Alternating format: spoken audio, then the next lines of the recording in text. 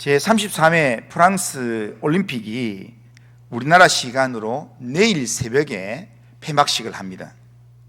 우리나라는 이번 올림픽에서 오늘 지금까지 금메달 13개, 은메달 8개, 또 동메달 9개 해서 지금 종합순위 7위를 하고 있습니다. 그대로 이제 굳어질 가능성이 많습니다. 지난주에 말씀드렸던 우상호 선수는 실수만 안 하면 지금 예선전에서 자기 경쟁자들이 예선전에 다 탈락했기 때문에 실수만 안 하면 금메달을 딸 수 있었는데, 제가 오늘 새벽에 했는데요, 오늘 새벽기도 와가지고 너무 궁금해가지고 새벽기도 하기 직전에 제가 이렇게 그걸 봤어요. 살짝 보니까 자기 기록의 한 4cm가 못 미치는 2m 31에 몇 번 해가 다 탈락을 했어요. 그러니까 실수만 하면 된다 했는데 자기 실력만 나오면 금메달 딴다 했는데 그게 안 돼가지고 7위로 그렇게 메달과는 상관없이 그렇게 됐다라는 이야기 들으면서 진짜 아쉽다 그런 생각을 했습니다. 그런데 우리나라가 지금 올림픽 중에서 올해 금 13개를 딴 거는 정말 아주 잘하는 성적입니다. 아주 많은 선수들이 피나는 노력을 한 결과로 이런 이렇게 금메달을 또 은메달, 동메달을 따게 된 거라 생각합니다. 그래서 금메달을 따게 되면 금메달 딴 선수를 조명을 하기 시작합니다. 그래서 금메달 따고 나면은 이렇게 태권도든 유도든 사격이든 그 금메달 따고 나면 그 다음 날이나 그 다음 이렇게 보면 그 사람에 대한 금메달 딴 사람에 대한 어린 시절부터 훈련을 어떻게 했고 어떤 환경이 자랐고 이런 걸 방송으로 보여줍니다. 그런데 이번 파리올림픽에서 아주 특별한 그런 장면이 하나 방송되었습니다. 그 주인공은 한번 자막 한번 띄워보십시오. 이렇게 태국 이 태권도 국가대표 선수면서 이 태권도 국민 영웅인 파니팍 웡타파나킥이라는 이 여자 선수입니다. 그런데 이 사람이 태국 태권도의 국민 영웅입니다. 왜냐하면 태국 올림픽 역사상 나가서 올림픽 2번이나 금메달 딴 사람 이 사람밖에 없어요. 그러니까 태국 역사상 처음으로 올림픽 2연패를 했는 사람입니다. 태권도로 2번 금메달을 땄는데, 그런데 이 파니팍 선수가 주목을 받는 것은 2번 이 금메달을 딴 직후에, 금메달이 확정되었다는 직후에 바로 이렇게 자기를 지도해 주던 감독에게 달려가서 이렇게 큰 절로 감사 인사를 했다는 겁니다. 이게 지금 이제 전 세계적으로 선수가 자기를 지도해 준 감독에게, 선수가 보통 금메달 따면 자기가 최고인 줄 알고 자기 막 이렇게 세레모니를 하고 이렇게 하는데, 그런데 이 선수는 자기가 금메달을 따고 난 다음에 바로 자기를 지도해 준 감독에 달려가서 이렇게 큰 절로 이렇게 감사 인사를 하고, 그리고 그 사람한테 안겨가지고 고맙다고, 당신 때문에 내가 이 자리에 있게 됐습니다, 이렇게 했다는 겁니다. 그런데 이 인사했던 감독이 누군가 하면 한국 출신의 최영석 감독입니다. 이 사람은 한국에서는 유명하지 않았습니다. 그냥 한국에서 태권도를 그냥 했던 사람입니다. 그런데 2002년도에 무에타이가 이 주 전통 그런 무술인 이 태국에 태권도를 전수하기 위해서 2002년도에 태국에 가서 그때부터 지금까지 태권도 도장을 열면서 태권도를 가르쳤어요. 그렇게 했는데, 그런데 이 최영석 감독이 이 파니팍 선수에 만나가지고 이 사람을 지도하게 되는 것은 13년 동안 지도를 했습니다. 13년 동안 지도했는데 2016년도에 지도하면서 리우데자네이루 올림픽에서 이 파니팍이 동메달을 따고 이제 메달을 땄으니까 은퇴를 해야 되겠다 했는데, 그런데 최영석 감독이 그만두지 못하도록 계속 설득하면서 너는 재능이 있다 하면서, 그러면서 나를 한 번만 믿고 같이 해보자 해가지고 하면서 이 최영석 감독이 뒤돌아서 머리를 차는 그 훈련을 시켰습니다. 그래서 그게 태권도에서는 생겨난 이름인데 정갈킥이라는 건데, 이게 정갈킥인데 별명이 붙었습니다. 이걸 할 수 있는 사람 몇 명 없어요. 그래서 파니파기 이 선수가 발차기를 하기 때문에 파니파킥이라는 그런 별명이 붙을 정도로 이 최영석 감독이 올림픽에서 최고가 되려고 하면 너만의 기술이 있어야 된다 해가지고 이렇게 할 때 항상 뒤에 축구공을 하나 달아놓고, 그리고 빠른 속도로 뒤에 있는 축구공을 발로 찰 수 있도록 그걸 계속 훈련했다는 겁니다. 그렇게 훈련을 하게 했는데, 이 파니팍이 이 최영석 감독의 설득을 받아서 포기하려다가 은퇴하려다가 하면서 그 파니팍 킥을 계속 연습을 했는데, 그 킥으로 말미암아 결국 세계적인 선수가 되어서 2022년도 도쿄올림픽에서 금메달을 따고, 또 이번에 또 파리올림픽에서 금메달로 2연패를 하게 됐다는 겁니다. 그러니까 우승하게 된 거기에 결정적인 기술이 바로 정갈킥이라고 하는 파니팍 킥으로 머리를 때리는 그런 내용이라는 겁니다.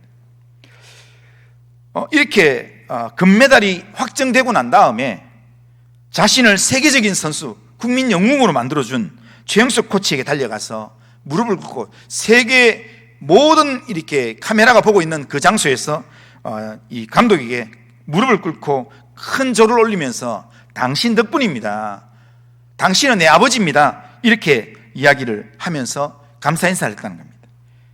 이 선수가 세계적인 선수가 될 수 있었던 것은 자신의 끊임없는 훈련, 자기 머리 뒤에 있는 공을 차기 위해서 끊임없이 그렇게 훈련하는 훈련도 있었겠지만, 이 선수가 세계적인 선수가 될 수 있었던 것은 이 사람이 이렇게 훈련 받도록 구체적으로 지도해 준 그런 최영석 코치가 있었기 때문에 그런 결과를 얻을 수 있었다는 겁니다.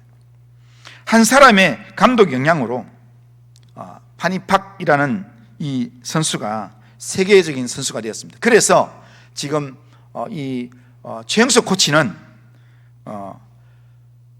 무에타이 고장인 태국에 태권도 바람을 일으키기 위해서 2022년도에 넘어가서 거기서 가정생활하고 거기서 계속 살면서 지내다가 태국에서 국민 훈장도 받고 많은 메달, 국가대표 메달들을 전 세계적으로 배출하면서, 그러면서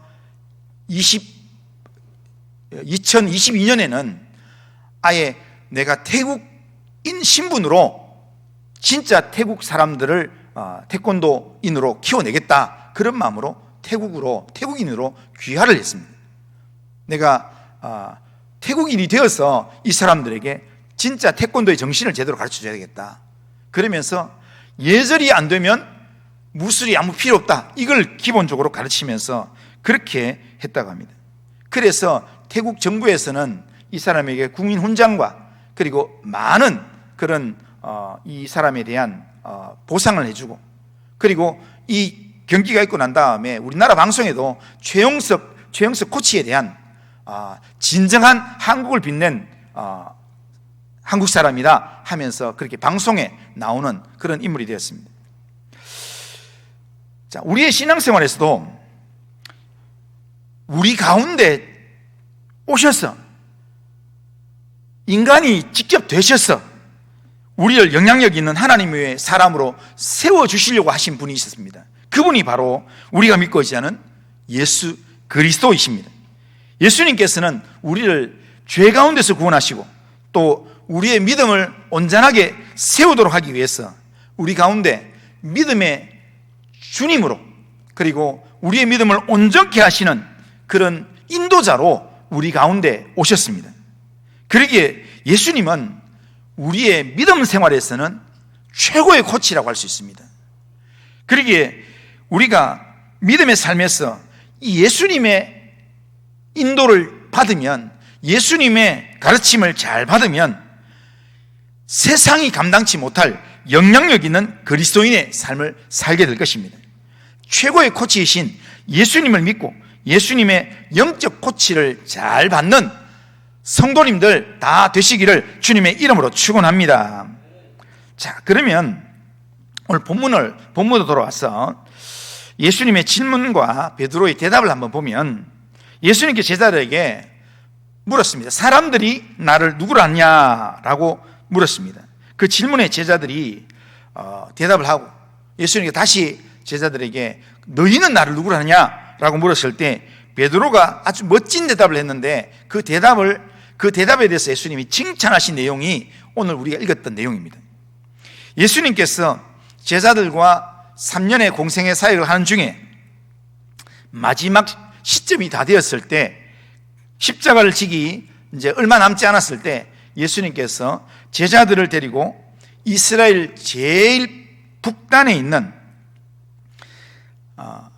가이사라 빌립보 가이사라 지방에 예수님께서 가셔서 제자들에게 질문을 한 가지 하셨습니다. 13절에 보면 예수께서 빌립보 가이사라 지방에 이르러 제자들에게 물어 이르되 사람들이 인자를 누구라 하느냐라고 그렇게 말씀하셨습니다.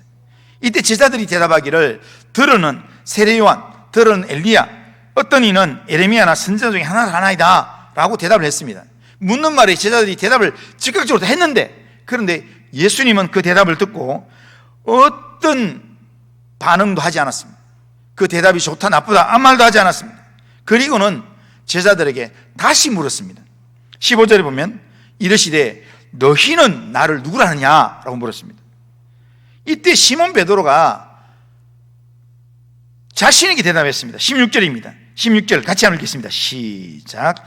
시몬 베드로가 대답하여 이르되 주는 그리스도시요 살아계신 하나님의 아들이시니라. 아멘. 여기서 주님이 그리스도시다 이 말은 무슨 말이냐면, 주님이 그리스도시다 이 말은 우리의 죄를 용서해 주시고 우리를 구원하여 천국을 인도하는 구원자다, 메시아다 이런 말입니다. 그리고 살아계신 하나님의 아들이다 이 말은 사람이 아니라 지금도 살아계셔서 역사하시는 살아계신 하나님이다 이런 의미입니다.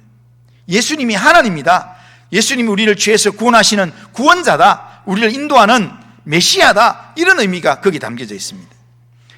이 고백은 지금까지 예수님의 이적과 기사, 이 모든 내용을 총괄해서 예수님이 누구신가를 요약해주는 그런 내용입니다. 예수님이 하나님 되심과 예수님이 우리의 구원자 되심을 정리해주는 그런 말이 베드로의 고백이라 할 수 있습니다.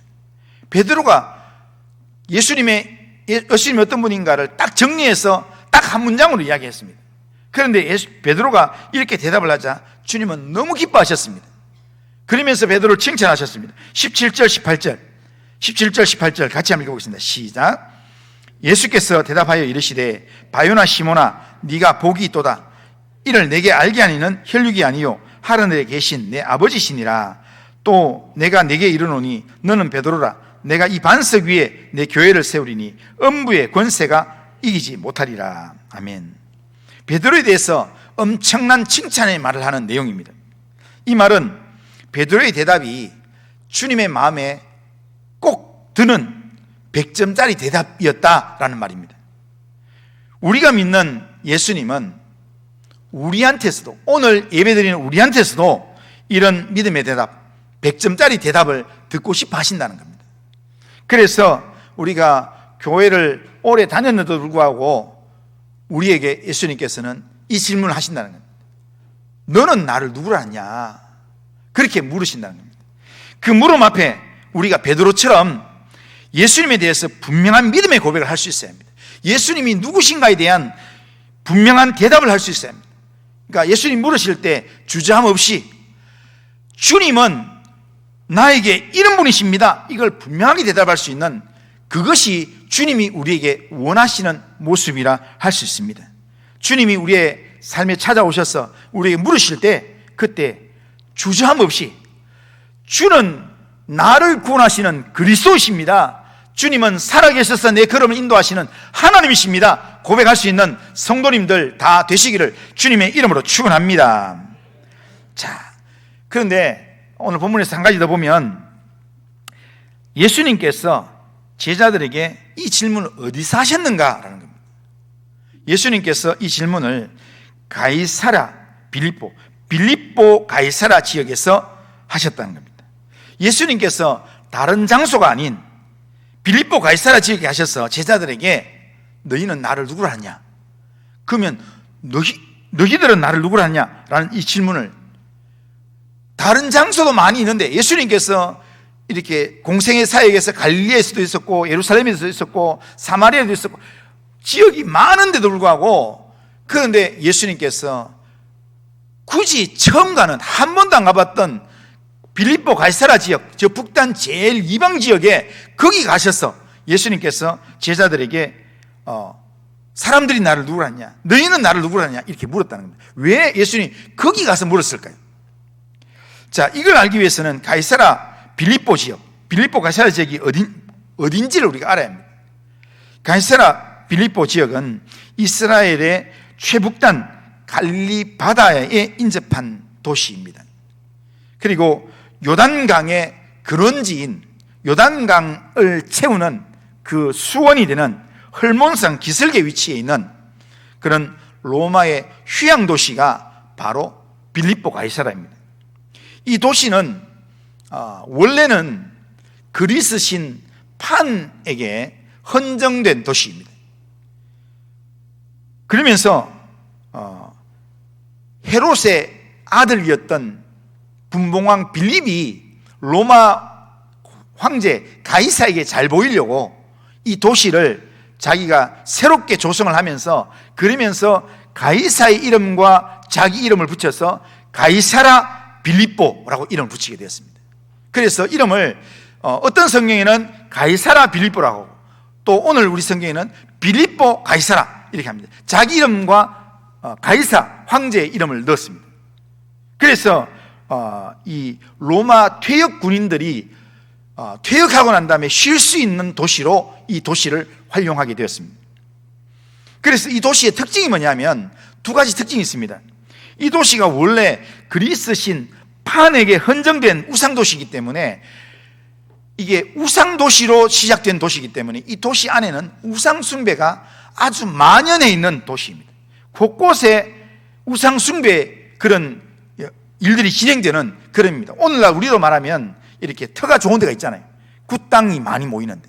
그러니까 제가 부산 지역은 잘 못 가봤지만 대구 지역에 가면 대구에 앞산이나 팔공산 같은 데 가보면요 거기에 굿하기에 좋은 장소가 있습니다. 가보면은 거기에 곳곳에 이렇게 산에 불을 할 수도 있는데 촛불을 켜놓고 거기에 기도하는 사람들이 골짝골짝이 있어요. 거기에는 뭔가 이렇게 그만을 위한 그런 문화가 거기 형성되어 있는 겁니다. 거기 가서 이렇게 누군가 기도하려고 하면 사람들이 눈총을 주는 겁니다. 올라가는 길에 전부 다 돌탑 쌓아놓고 그리고 중간중간에 돌 큰 바위 밑에 촛불 켜놔놓고 그러면서 거기에 이렇게 연불을 외우면서 그렇게 기도하는 사람들, 수행하는 사람들이 거기에 있다는 겁니다. 그것처럼 이건 지금 가이사라 빌립보 지역이 원래 그리스신 판의 헌정 도시이기 때문에 곳곳에 우상 숭배가 있는 그런 장소였다는 겁니다. 그리고 거기는 물이 많이 나온 장소이기 때문에 물과 관련된 물과 물을 숭배하는 그런 우상 숭배가 많이 있었던 장소입니다. 그러면서 또 동시에 이 도시가 가이사라라는 이름에서 알 수 있는 것처럼 가이사라라는 이름에서 알 수 있는 것처럼 로마의 황제 이름이 붙어있는 그 장소이고 그리고 로마의 군인으로서 황제에게 충성했던 사람들이 퇴역을 하면서 은퇴를 하면서 황제가 보상으로 거기 오면 세금 하나도 안 내도 되고 거기에서 무상으로 모든 것을 누릴 수 있는 그런 장소이기 때문에 가이사의 덕으로 그 퇴역 군인들이 거기 살아가기 때문에 거기 있는 사람들 대부분이 주인은 가이사입니다 이것을 고백하는 장소가 바로 가이사라 빌립보 지역입니다. 그러니까 황제 숭배가 공공연하게 고백되는 장소, 우리의 주인은 가이사입니다 라는 것을 고백하는, 외치는 장소가 빌립보 가이사라라는 겁니다. 그런데 바로 이런 황제 숭배가 만연해 있고 우상 숭배가 곳곳에서 진행되고 있는 바로 이런 곳에서 예수님께서 제자들을 의도적으로 거기 데려가셔서 거기 오셔서 제자들에게 믿음의 고백을 하게 했다라는 겁니다. 여기에는 예수님의 의도가 있습니다. 제자들이 예루살렘에 있을 때, 성전이 있는 예루살렘에 있을 때 예수님이 그런 질문을 한 번도 안 했습니다. 그리고 예수님께서 제자들과 기도하실 때 기도 열심히 하고 난 다음에 감림산에서 기도하고 난 다음에 제자들이 너희는 나를 누구라 하냐 이렇게 묻지는 않았습니다.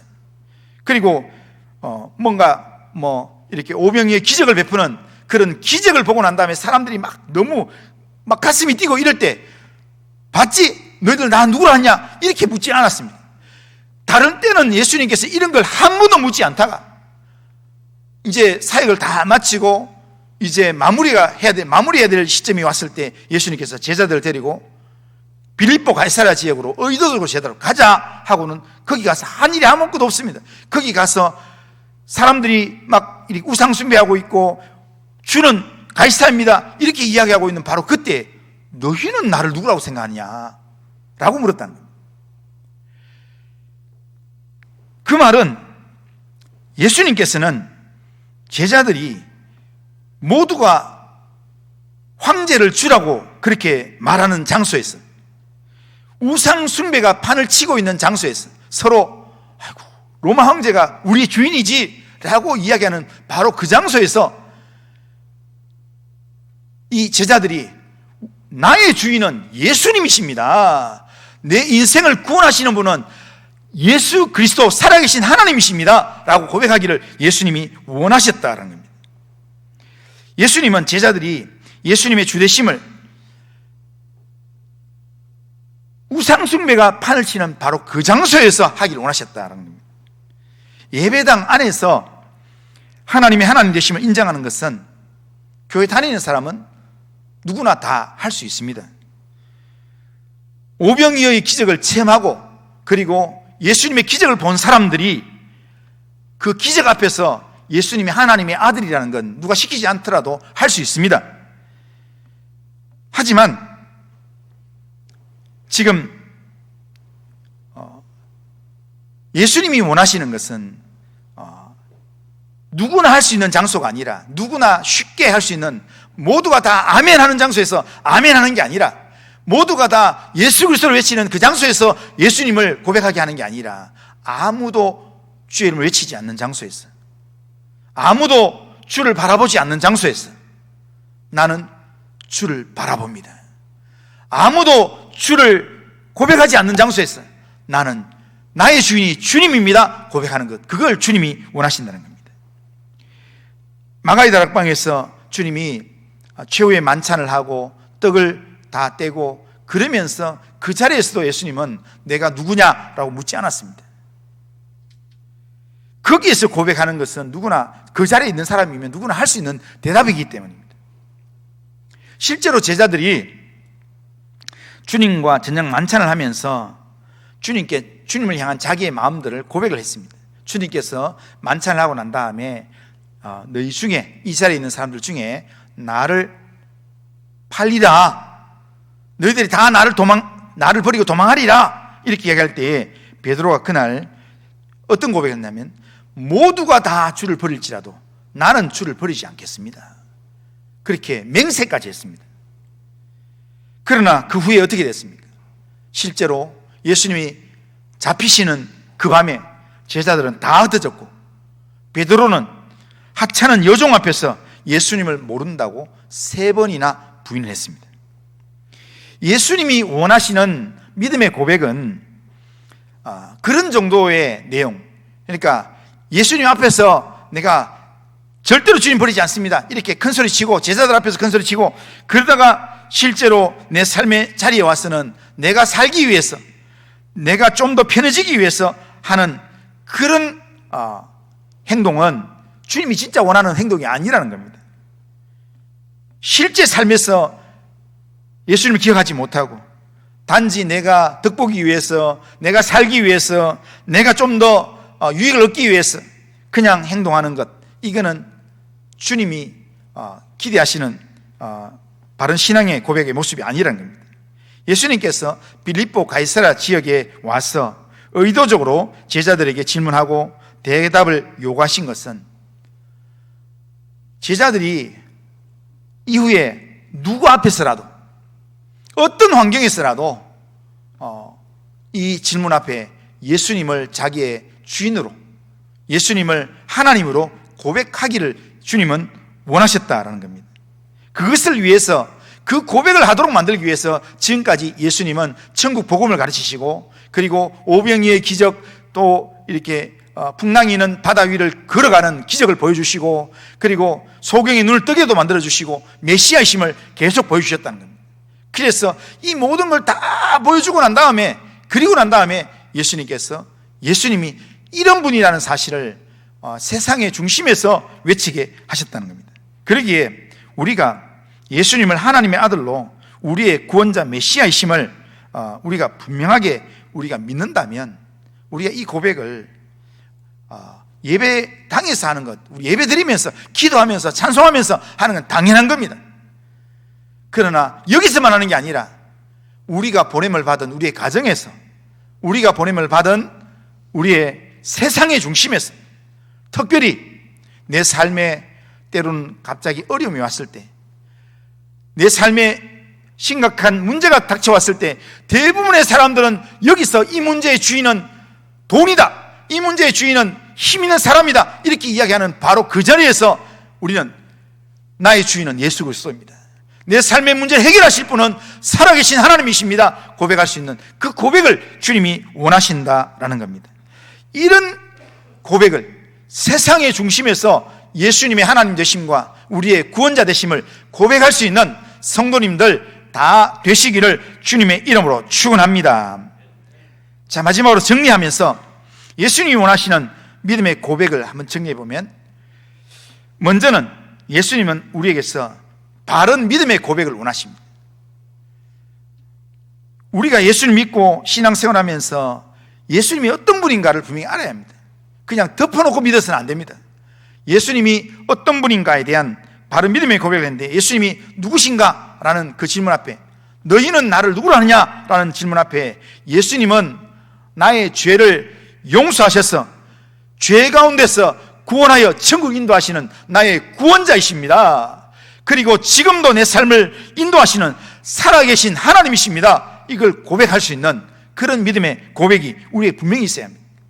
예수님은 그냥 성경 안에만 있는 분이 아닙니다. 예수님은 지금도 살아계셔서 내 삶을 책임지시는 하나님이십니다. 그 하나님을 믿고 그 하나님을 의지하는 것, 그걸 주님이 우리에게 원한다는 겁니다. 우리의 믿음의 코치이신 예수님께서 우리의 믿음의 주로, 우리의 믿음을 온전케 하기 위해서 끊임없이 우리에게 영적인 훈련을 하면서 말씀을 읽게 만들고 기도하게 만들고 하는 그 내용의 목적지가 뭐냐면 바로 이겁니다. 우리로 하여금 예수님이 누구신가? 라는 질문 앞에, 예수님은 나를 죄 가운데서 구원하시는 구원자 그리스도이십니다. 그리고 나를 하나님의 품으로 인도하는 살아계신 하나님이십니다 라고 고백하는, 나는 그 예수님을 믿습니다, 이 고백을 하게 하는, 그것이 주님께서 우리를 코치하는 코치의 내용이라는 겁니다. 그리고 또 하나 주님이 원하시는 믿음의 고백은, 이 분명한 고백이 꼭 있어야 되지만 이 고백을 어떤 한정된 장소에서, 어떤 예배드리는 장소에서, 내가 기도하는 장소에서만 고백하는 게 아니라 세상 어느 곳에 있든지 이 고백을 분명하게 할 수 있는 것, 이게 주님이 원하시는 믿음의 고백이라는 겁니다. 예수님은 제자들이 세상의 중심에서 어떤 상황에서도 예수님에 대한 믿음의 고백을 할 수 있도록 하기 위해서 지금까지 하나님 천국 복음을 가르치고, 그리고 많은 기적과 표적을 보여주시면서 하나님 나라를 실제가 되도록 보여주셨습니다. 그리고 때가 되면 예수님께서 의도적으로 제자들에게 지금 가이사랴 빌립보 지역으로 가자 하고는 거기 가서 사람들이 왕래하고 사람들이 다 지켜보고 있는 가운데서 질문을 하게 만들었다라는 겁니다. 대답을 하게 만들었다는 겁니다. 오늘 우리 주님이 우리에게 원하시는 것도 예수님에 대한 분명한 믿음을 세상의 중심에서, 우리의 가정에서, 또한 우리가 있는 삶의 자리에서 믿음의 고백을 분명하게 하기를 원하신다는 겁니다. 이것을 위해서 주님은 우리에게 하나님의 말씀을 일용할 양식으로 주시고, 그리고 성령을 우리 가운데 보내주셔서 하나님을 성령 안에서 의지하도록 만들었습니다. 그리고 매일 예배와 기도를 통해서, 매 주일 예배와 또한 이 예배 생활을 통해서 우리에게 하나님을 알아가도록, 예수님을 알아가도록 만들어 주셨고, 우리에게 찬양과 기도의 시간을 주셨고, 주님과 동행하는 삶을 살며 주님을 의지하는 믿음의 삶을 살게 만들어 주셨습니다. 이 모든 일들을 하는 주님께서 의도가 뭐냐면, 우리 믿음의 코치이신 예수님께서 이 모든 시간들을 통해서 우리로 하여금 예수님에 대한 믿음을 분명히 고백하도록, 누가 시키지 않더라도, 누가 눈치를 주는 그런 이 위협적인 상황이라 할지라도 어디에서든 누구 앞에서든 예수님을 주님으로 고백하면서 예수님에 대한 분명한 믿음을 고백하면서 살도록 그렇게 우리를 코치하고 계신다는 겁니다. 그러기에 우리가 예수님의 이 코치를 잘 받아서 우리가 살아가는 우리 삶의 자리에서 예수님의 주되심을 우리가 고백하고 예수님만을 의지하는 믿음의 삶을 결단하고 살아가야 합니다. 아무리 많은 사람들이 우리에게 위협을 하고 예수 믿는 것을 때로는 조롱하고 그렇게 이야기한다 할지라도 주님이 원하시는 믿음의 코치를 받아서 주님이 예하라고 할 때 그때 바로 예하고, 주님이 아니요 라고 말하라고 할 때 아니요 라고 말할 수 있는 그런 믿음의 삶을 살 때, 그때 세상 사람들은 나를 하찮게 보고 세상 사람들은 나를 별로 의미 없는 사람으로 볼지 모르지만, 그러나 그런 우리의 믿음의 삶을 주님은 크게 기뻐하실 줄로 믿습니다. 그리고 주님이 기뻐하시면 우리는 세상이 감당치 못할 영향력 있는 그리스도인으로 서게 될 것입니다. 하나님의 사람은 내 힘으로 영향력을 드러내는 게 아니라 하나님의 말씀의 은혜가 내 심령 가운데 임하여서 하나님이 나를 주장하시면, 하나님이 나를 훈련시키면 정말 파니팍 선수가 세계적인 선수가 되어서 국민 영웅이 되는 것처럼, 우리가 예수님의 코치를 잘 받아서 주님이 원하시는 믿음의 삶을 제대로만 살면 세상이 감당치 못할 그런 믿음의 사람이 되어서 하나님 나라의 영웅이 될 줄로 믿습니다. 그런 믿음의 삶을 살기 위해서 오늘도 주님의 말씀을 의지하고 주님의 인도함을 받는 그런 믿음의 삶을 살기를 바랍니다. 그런 믿음의 삶을 살면 음부의 권세가 이기지 못하는 그런 하나님의 교회로 하나님 앞에 든든히 서가는 그런 믿음의 삶을 살아가게 될 것입니다. 오늘 내가 있는 삶의 자리, 그 자리가 어떤 장소랄지라도 우리는 그 장소에서 주님의 하나님 되심과 또한 나를 인도하시는 구원자 되심을 우리는 고백하면서 나는 주님만 믿습니다, 나는 주님만 의지합니다, 이 믿음의 고백으로 하나님 앞에 살아가는 성도님들 다 되시기를 주님의 이름으로 축원합니다. 자, 한번 따라하겠습니다. 주님이 찾으시는 사람은 세상의 중심에서 분명한 믿음을 고백하는 사람입니다.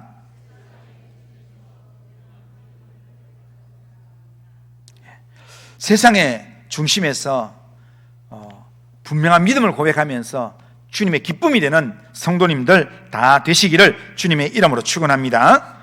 자, 우리 다 같이 일어나셔서 자, 찬송가 288장 예수를 나의 구주 삼고 성령과 피로써 거듭나니 찬양해 보겠습니다.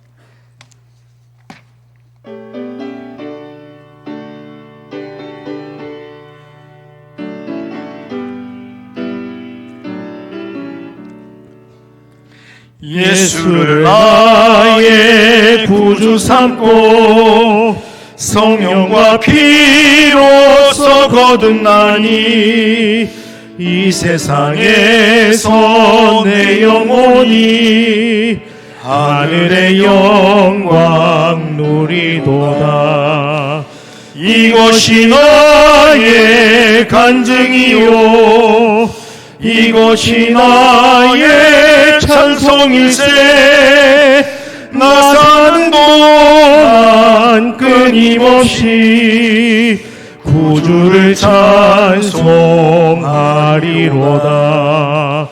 온전히 주께 맡긴 내 영, 사랑의 음성을 듣는 중에 천사들 왕래하는 것과 하늘의 영광 보리로다.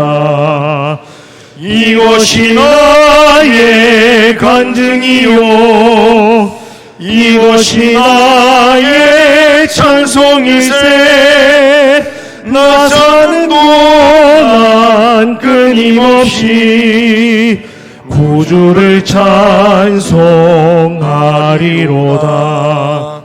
주 안에 기쁨 누림으로 마음의 풍랑이 잔잔하니 세상과 나는 강곳 없고 구속한 주만 보이도다. 이것이 나의 간증이요, 이것이 나의 찬송일세. 나 사는 동안 끊임없이 구주를 찬송하리로다.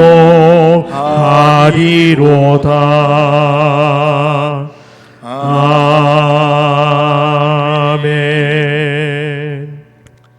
자, 우리 결심은 우리 같이 한번 읽어보겠습니다. 같이 한번 읽습니다. 시작. 전능하신 하나님, 우리 믿음의 삶의 최고의 코치이신 예수님을 온전히 믿고 예수님의 지도를 잘 받는 믿음의 사람으로 살아가겠습니다.